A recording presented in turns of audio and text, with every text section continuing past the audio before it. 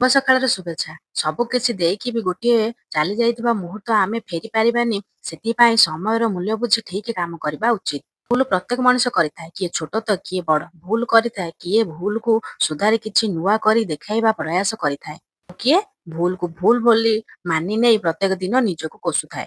ପ୍ରକୃତିର ବରଦାନ ଆମ ଚତୁଃପାର୍ଶ୍ୱରେ ଥିବା ପ୍ରାକୃତିକ ପରିବେଶ ଯେଉଁଠି ଆମେ ବସବାସ କରୁଛୁ ସେହି ପ୍ରକୃତି ଆମକୁ ସବୁଠୁ ଭଲ ବନ୍ଧୁ। ଜୀବନ ନିର୍ବାହ ପାଇଁ ଆମେ ସେହି ପ୍ରକୃତି ଉପରେ ସମ୍ପୂର୍ଣ୍ଣ ନିର୍ଭରଶୀଳ। ପ୍ରକୃତି ହେଉଛି ଭଗବାନଙ୍କ ଏକ ସୁନ୍ଦର ସୃଷ୍ଟି ଯାହା ସେ ଆମକୁ ଏକ ମୂଲ୍ୟବାନ ଉପହାର ଭାବେ ଦେଇଛନ୍ତି।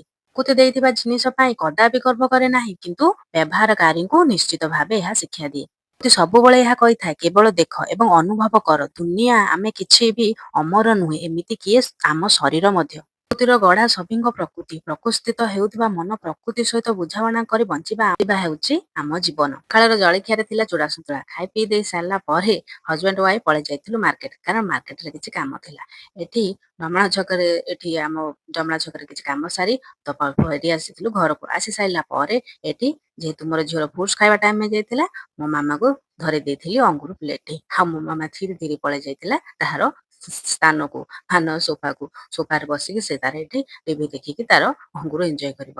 ଖାଲି କଣ ଟିଭି ଦେଖିବ ଦେଖୁନାହାନ୍ତି ମହାରାଣୀ ଆମର ଶୋଇକି ଏଠି ପାଟିରେ ହାତ ପୁରେଇକି ଅଙ୍ଗୁର ଯେହେତୁ ଖାଇସାରିଥିଲା ତ ଏଠି ପାଟିରେ ଆଙ୍ଗୁଳି ପୁରେଇକି ଏଠି ତାର ଟିଭି ଦେଖୁଛି ଗୋଡ଼ ଉପରେ ଗୋଡ଼ ପକେଇ।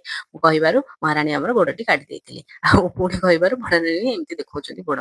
ସେ ତାର ଟିଭି ଏଞ୍ଜୟ କରିଥିଲା ତା ଭିତରେ ମୁଁ ମୋର ଲଞ୍ଚ ସାରି ଦେଇଥିଲି। ଆଉ ଆଜି ଲଞ୍ଚରେ ବନେଇଥିଲି ଉଷୁନା ଭାତ ତା ସହିତ ଆମର ପଖାଳ ଥିଲା ଯଦି ପଖାଳ ଖାଇବାକୁ ମାଛ ଭାଜି ଦେଇଥିଲି ଚିଙ୍ଗୁଡ଼ି ଭାଜି ଦେଇଥିଲି ଏଠି ଲଙ୍କା ଭାଜି ଦେଇଥିଲି ତା ସହିତ ଅଣ୍ଡା ଝୋଳ କରିଦେଇଥିଲି ଆଉ ତା ସହିତ ଏଠି ଡାଲି ମଧ୍ୟ ଛୁଙ୍କ ଦେଇ ଦେଇଥିଲି। ଇଏ ହେଲା କୋଳଥ ଡାଲି। ଆଉ ଏଠି ରୋଷେଇ ସରିଯାଇଥିଲା ଏଠୁ ମୋ ଝିଅର ଖାଇବା ଟାଇମ୍ ହେଇଯାଇଥିଲା। ପ୍ରଥମେ ତାର ପ୍ଲେଟଟି ବାଢ଼ିକି ନେଇଯାଇଥିଲି। ତାକୁ ଖୋଇ ଦେଇ ପାଇ ସାରିଲା ପରେ ଏଠି ତାକୁ ଶୋଇ ଦେଇଥିଲି। ମହାରାଣୀ ଆମର ଖାଇ ପିଇ ସାରିଲା ପରେ ଏଠି ଶୟନ କଲେ।